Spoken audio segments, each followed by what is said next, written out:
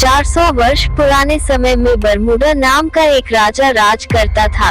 राजा Bermuda बड़ा ही लालची था। उसकी पुत्री को छोड़कर उसे दूसरी कोई वस्तु संसार में प्यारी थी तो बस सोना ही प्यारा था। वह रात में सोते सोते भी सोना इकट्ठा करने का स्वप्न देखा करता था। एक दिन राजा बरमूडा अपने खजाने में बैठा सोने की ईंटें और अशफियां गिन रहा था। अचानक वहां एक देवदूत आया। उसने राजा से कहा, बरमूडा तुम बहुत धनी हो। बरमूडा ने मुंह लटकाकर उत्तर दिया, मैं धनी कहाँ हूँ, मेरे पास तो यह बहुत थोड़ा सोना है। देवदूत बोला, तुम्हें इतने सोने से भी संतोष नहीं है, कितना सोना चाहिए तुम्हें? राजा ने कहा, मैं तो चाहता हूँ कि मैं जिस वस्तु को हाथ से स्पर्श करूं वही सोने की हो जाए। देवदूत हंसा और बोला, अच्छी बात है, कल सवेरे से तुम जिस वस्तु को छुओगे वह सोने की हो जाएगी। उस दिन और रात में राजा बरमूडा को नींद नहीं आई।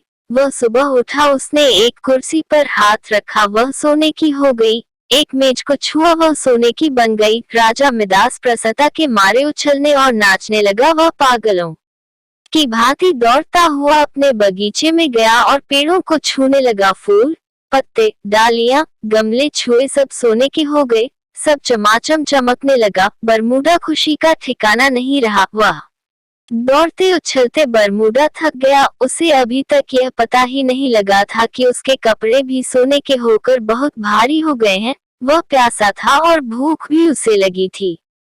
बगीचे से अपने राजमहल लौटकर एक सोने की कुर्सी पर बैठ गया। एक नौकर ने उसके आगे भोजन और पानी लाकर रख दिया, लेकिन जैसे ही दास ने भोजन को हाथ लगाया वह भोजन सोने का बन गया। उसने पानी पीने के लिए गिलास उठाया तो गिलास और पानी सोना हो गया। राजा के सामने सोने की रोटियां, सोने के चावल, सोने के आलू आदि रखे थे। वह भूखा था, प्यासा था, सोना चबाकर उसकी भूख नहीं मिट सकती थी।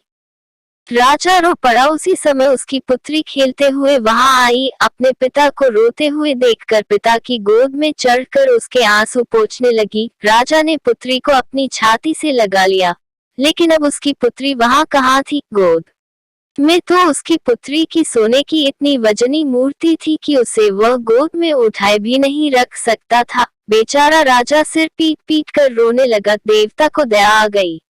वो फिर प्रकट हुआ। उसे देखते ही राजा उसके पैरों पर गिर पड़ा और गिड़गिड़ा कर प्रार्थना करने लगा, अपना वरदान वापस लौटा लीजिए। देवता ने पूछा, राजन अब तुम्हें सोना नहीं चाहिए, अब बताओ एक गिलास पानी मूल्यवान है या सोना? कपड़ा, रोटी मूल्यवान है या सोना? राजा ने हाथ जोड़कर कहा, मुझे सोना नहीं चाहिए। मैं जान गया हूँ कि मनुष्य को सोना नहीं चाहिए। सोने के बिना मनुष्य का कोई काम नहीं अटकता। एक गिलास पानी और एक टुकड़े रोटी के बिना मनुष्य का काम नहीं चल सकता। अब सोने का लोभ नहीं करूंगा। देवदूत ने एक कटोरे में जल दिया और कहा, इसे सब पर छिड़क दो। राजा ने वह जल अपनी मेज पर, कुर्सी पर, भोजन पर, पानी पर और बगीचे के पेड़ों पर छिड़क दिया। सब पदार्थ पहले जैसे थे वैसे ही हो गए। कहानी की शिक्षा। दोस्तों, इस कहानी से हमें यह शिक्षा मिलती है कि मनुष्य चाहे कितना भी अमीर और कितना भी गरीब हो, उसे कभी भी लालच नहीं करना चाहिए। अत्यधिक लालच करने से उसके पास जो होता है वह उसे भी गवा देता है।